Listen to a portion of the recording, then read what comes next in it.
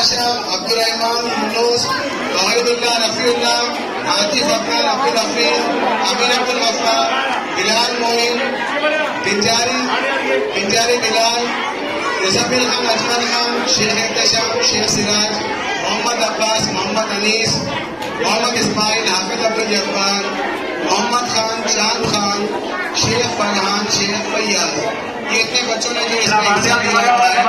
अब आप लोग जो है देखो ये जो नजम आई है ना जबानी ये माइक में नहीं चलेंगे, इसलिए आपको एकदम खामोशी सुनना पड़ेगा। चलो एकदम खामोश होकर बताओ ना, देखेंगे।